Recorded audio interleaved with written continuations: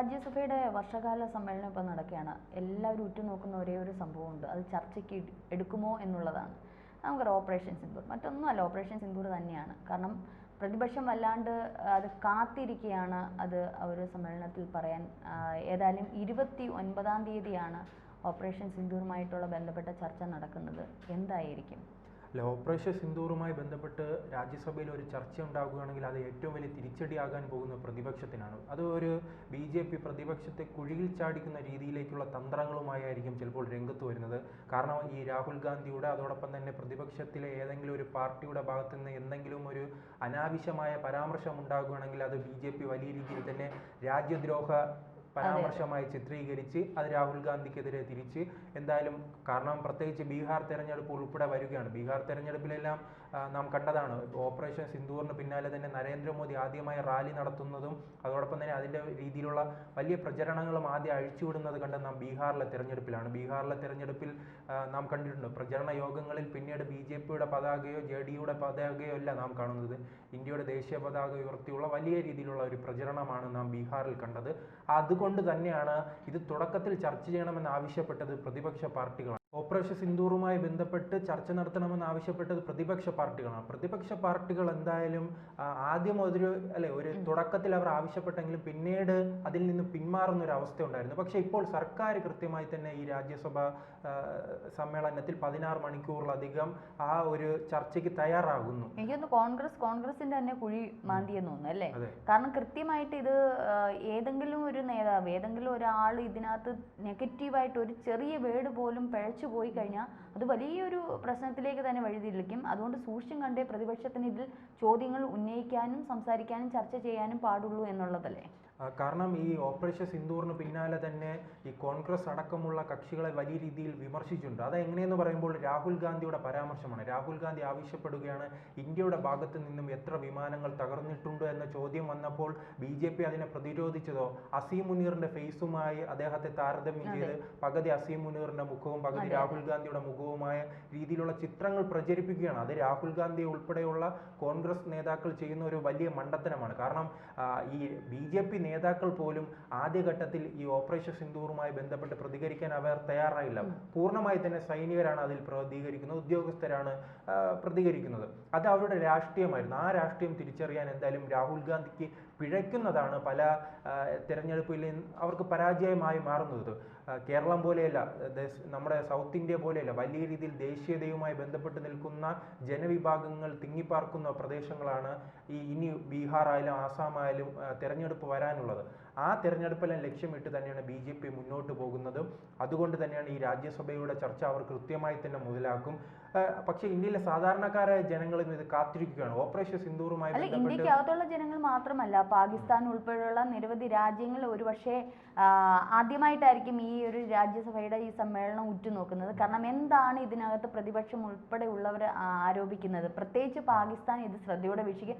നമ്മളും അവരുടെ പാർലമെന്ററി സമ്മേളനം നമ്മളും വീക്ഷിച്ചതാണ്. അവരെന്താണ് അതിനകത്ത് പറയുന്നത്? അപ്പോൾ ഇതെന്തായാലും വളരെ ശ്രദ്ധയോടെ തന്നെ പ്രതിപക്ഷമാണെങ്കിലും ഭരണപക്ഷം അത് കൈകാര്യം ചെയ്തില്ലെങ്കിൽ അത് പുറം ലോകം അറിഞ്ഞാൽ ഒരുപക്ഷെ നമ്മുടെ രാജ്യത്തിന് തന്നെ നാണക്കേട് ഉണ്ടാകുന്ന തരത്തിലാവരുത്.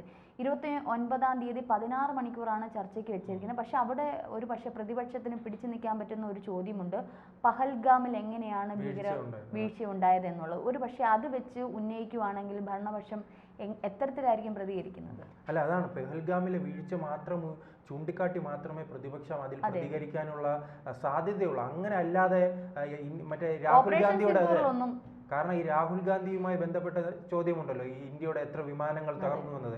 കാരണം ഇതുമായി ഇപ്പോൾ തന്നെ ഇന്ത്യയുടെ സുരക്ഷാ ഉപദേഷ്ടാവായ അജിത് ഡോവൽ തന്നെ പലതവണ ആവർത്തിക്കുകയാണ് ഇന്ത്യക്ക് നഷ്ടങ്ങളൊന്നും സംഭവിച്ചിട്ടില്ല, റഫേൽ അടക്കമുള്ള വിമാനങ്ങൾ തകർന്നിട്ടില്ലെന്ന് പറയുമ്പോൾ മറുഭാഗത്ത് പാകിസ്ഥാനും ചൈനയും വലിയ രീതിയിൽ പ്രചരണം നടത്തുകയാണ്, ഇന്ത്യയുടെ റഫേൽ ഞങ്ങൾ അടിച്ചിട്ടു. പക്ഷേ ഈ റഫേലിന്റെ കമ്പനി തന്നെ പറയുകയാണ്, ഫ്രാൻസിൽ നിന്നുള്ള കമ്പനി തന്നെ പറയുകയാണ് ഞങ്ങളെ നഷ്ടമൊന്നും സംഭവിച്ചിട്ടില്ല, ഞങ്ങൾക്ക് നഷ്ടം സംഭവിച്ചിട്ടില്ല. അങ്ങനെ നഷ്ടം സംഭവിച്ചെങ്കിൽ നിങ്ങൾ ചിത്രങ്ങളുമായി മുന്നോട്ട് വരുമെന്ന് അവർ പറയുന്ന ഒരു സാഹചര്യത്തിൽ കേരളത്തിലെ നമ്മുടെ ഇന്ത്യയിലെ ഏതെങ്കിലും പ്രതിപക്ഷ പാർട്ടികൾ അങ്ങനെ ഒരു സംശയം ഉന്നയിക്കുകയാണെങ്കിൽ അത് ഉറപ്പായി തന്നെ അത് നാം തിരിച്ചറിഞ്ഞില്ലെങ്കിൽ ബീഹാറിലെ ജനങ്ങൾക്ക് അടുത്തേക്ക് എത്തിക്കാനുള്ള സംഘടനാ സംവിധാനം BJPക്കുണ്ട്. ഓപ്പറേഷൻ സിന്ദൂറിൽ പ്രതിപക്ഷം കൈവച്ച നാറും അതല്ലേ? അതെ, കാരണം അതിന്റെ ചിപ്പുകൾ അത് നാം കണ്ടിട്ടുണ്ടല്ലോ. ഇപ്പോൾ VSന്റെ മരണവുമായി ബന്ധപ്പെട്ട് തന്നെ വലിയ രീതിയിൽ റിപ്പോർട്ടർ ചാനൽ അടക്കമുള്ളവർ പുകഴ്ത്തുന്ന കാര്യങ്ങൾ ഇപ്പോൾ കേരളത്തിലെ എല്ലാവരുടെ കയ്യിലും ചെറിയ ചെറിയ ക്ലിപ്പുകളായി ലഭിക്കുന്നുണ്ടല്ലോ. അത്തരത്തിലൊരു ക്ലിപ്പുകൾ തന്നെയായിരിക്കും ബീഹാറിലും പ്രചരിക്കാൻ സാധ്യതയുള്ളത്. കുറച്ച് നാളുകളായി നാം അത് രാഹുൽ ഗാന്ധിയുടെ ഭാഗത്തും കോൺഗ്രസിന്റെ ഭാഗത്തും ചില വീഴ്ചകളും നാം അതുമായി ബന്ധപ്പെട്ട് ചർച്ച ചെയ്യേണ്ടിയിരിക്കുന്നു. അവർ അനാവശ്യമായി തന്നെ മുൻപ് ഇത്തരം സർജിക്കൽ സ്ട്രൈക്കുകൾ ഉണ്ടാകുമ്പോൾ അവർ ആവശ്യപ്പെട്ടത് എന്താണ്? പലതവണ അവർ ആവശ്യപ്പെട്ടുകൊണ്ടിരിക്കുന്നത് ഇതിന്റെ തെളിവുകൾ നൽകണമെന്നാണ്. തെളിവുകൾ നൽകാൻ അപ്പൊ BJP കൈ കഴിയും. ഞങ്ങളോടാ തെളിവ് ചോദിക്കാനുള്ളത്? സൈനികരല്ലേ?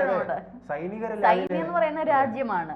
രാജ്യത്തിനെതിരായിട്ട് നിൽക്കുന്നത് ഒരു വിരുദ്ധതയായിട്ട് വരും. സത്യം പറഞ്ഞ രാഹുൽ പെട്ടു എന്ന് തന്നെ പറയേണ്ടിയിരിക്കുന്നു. ഓപ്പറേഷൻ സിന്ദൂർ ചോദ്യം ഉന്നയിച്ചാൽ ഒരുപക്ഷെ സൈന്യത്തിന് നേരെയുള്ള ചോദ്യമായിരിക്കും. അത് നമ്മുടെ ഭാരതത്തിന് എതിരായിട്ടുള്ള ചോദ്യങ്ങളായിരിക്കും ഉന്നയിക്കുന്നത്. പക്ഷെ അവർക്ക് ചോദിക്കാം, പഹൽഗാമിൽ എന്താണ് പാകപ്പിഴ ഉണ്ടായിരുന്നത്? ഒരുപക്ഷെ അതിൽ പിടിച്ചു നിൽക്കാൻ പറ്റും. ഓപ്പറേഷൻ സിന്ദൂറുമായി ബന്ധപ്പെട്ട് ചോദ്യം ചോദിച്ചാൽ ഒരുപക്ഷെ എനിക്ക് തോന്നുന്നു അവരങ്ങനെ ചോദിക്കാൻ സാധ്യതയില്ല. നോക്കിയും കണ്ടുമൊക്കെ അവർ ഇടപെടും. കാരണം ബീഹാർ തെരഞ്ഞെടുപ്പ് വരുന്ന തദ്ദേശ നിയമസഭാ കോൺഗ്രസ് അതിൽ മൗനം പാലിച്ചാലും മറ്റ് ഇന്ത്യ മുന്നണിയിലെ മറ്റ് കക്ഷികളുണ്ടല്ലോ, അവർ വല്ലതും ഇത്തരത്തിൽ പരാമർശം നടത്തുകയാണെങ്കിൽ അത് ഇന്ത്യ മുന്നണിയുടെ തലയിലാവും, രാഹുൽ ഗാന്ധിയുടെ തലയിലാവും. മമതാ ബാനർജിയുമായി ബന്ധപ്പെട്ടും അതോടൊപ്പം തന്നെ കെജ്രിവാളുമായി ബന്ധപ്പെട്ടും ഒന്നും വേണ്ട, DMK-യുമായി ബന്ധപ്പെട്ട് DMK-യുടെ സ്റ്റാലിന്റെ മകൾ ഇടക്കാലത്ത് സനാതന ധർമ്മവുമായി ബന്ധപ്പെട്ട് ഒരു പരാമർശം നടത്തിയിരുന്നു. അത് അവസാനം ആരുടെ തലയിലാണ് വന്നത്? രാഹുൽ ഗാന്ധിയുടെ തലയിലാണ്. ഉത്തരേന്ത്യയിൽ വലിയ രീതിയിൽ പ്രചരണം നടത്തുകയാണ്. ഇന്ത്യ മുന്നണിയുടെ ഭാഗമായി നിൽക്കുന്ന സ്റ്റാലിന്റെ മകൻ ഉദയനിധി സ്റ്റാലിൻ സനാതന ധർമ്മത്തെ എതിർക്കുകയും അതിനെ വൈറസായും ചിത്രീകരിക്കുന്നു എന്ന രീതിയിലുള്ള വലിയ പ്രചരണം ഉത്തരേന്ത്യയിൽ സംഭവിച്ചിട്ടുണ്ട്. അതുകൊണ്ട് തന്നെ ഇനി DMK ആയാലും CPM ആയാലും ഏത് പാർട്ടി ആയാലും ഇത്തരത്തിലൊരു അനാവശ്യമായ ചോദ്യവുമായി മുന്നോട്ട് വരികയാണെങ്കിൽ അതിന്റെ ഉത്തരവാദിത്തം പറയാൻ പോകുന്നത് രാഹുൽ ഗാന്ധി. പ്രതിപക്ഷം ഈ കോൺഗ്രസ് പാർട്ടിയുടെ ഏറ്റവും വലിയ തലവേദനയാണ് ഇന്ത്യ മുന്നണി എന്ന് പറയുന്ന ഒരു ഇത്. BJPക്ക് ഇത്രത്തോളം ഇല്ല, കുറച്ച് ഘടകകക്ഷികൾ മാത്രമേ ഉള്ളൂ. അവർക്ക് അത് മാത്രം സഹിച്ചാൽ മതി. മാത്രമല്ല അവരുടെ നേതൃത്വത്തിൽ അല്ലെങ്കിൽ ചോദ്യം ചെയ്യാൻ ആരും അങ്ങോട്ട് വരത്തില്ല. അവർ പറയുന്നതാണ് അവിടെ ഇന്ന ആളിനെ ഏൽപ്പിക്കും, ഇന്ന ആൾ സംസാരിച്ചാൽ മതി. ഇവിടെ അങ്ങനെയല്ല, ആർക്കും എന്തും പറയാമെന്നുള്ള ഒരു രീതിയാണ്.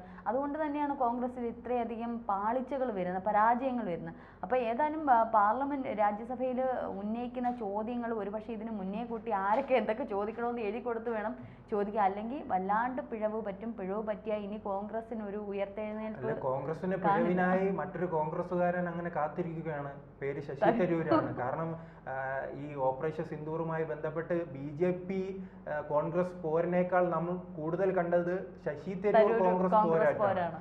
ശശി തരൂർ കാത്തിരിക്കുകയാണ്. ഇത്തരം എന്തെങ്കിലും വിവാദ പരാമർശങ്ങൾ ഉണ്ടാകുകയാണെങ്കിൽ പിന്നീട് നാം കാണാൻ പോകുന്നത് വലിയ രീതിയിലുള്ള ഒരു കോൺഗ്രസ് വിമർശനമായിരിക്കും. ശശി തരൂർ അതിനുവേണ്ടിയുള്ള ചിലപ്പോൾ തയ്യാറെടുപ്പുകൾ ഇപ്പോൾ തന്നെ ആരംഭിച്ചിരിക്കും. അദ്ദേഹം ഇപ്പോൾ BJPയുടെ വക്താവായാണ് കുറച്ച് നാളുകളായി പെരുമാറുന്നത്. എല്ലാ ഘട്ടത്തിലും കോൺഗ്രസോ സോണിയാഗാന്ധിയോ രാഹുൽ ഗാന്ധിയോ എന്തു പറയുമോ അതിനെതിരായി കൃത്യമായി തന്നെ നിലപാട് പ്രഖ്യാപിക്കാൻ അദ്ദേഹം പറയുകയും പിന്നീട് അവസാനം അദ്ദേഹത്തിന്റെ ഒരു ഡയലോഗുണ്ട്, എനിക്ക് രാജ്യമാണ് വലുത്.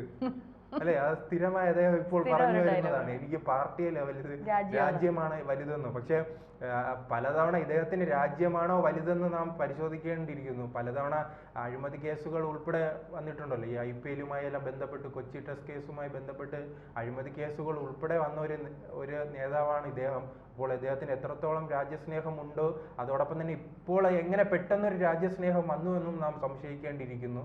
എന്തായാലും പടക്കളത്തിലേക്ക് ഇറക്കാൻ മോദിയുടെ ഒരു നല്ല ഒന്നാന്തരം പടയാളി തന്നെയാണ് തരൂര്. അപ്പൊ തരൂരിനെ തന്നെ ഇറക്കി ചിലപ്പോൾ മോദി അത് സംസാരിക്കുമായിരിക്കാം.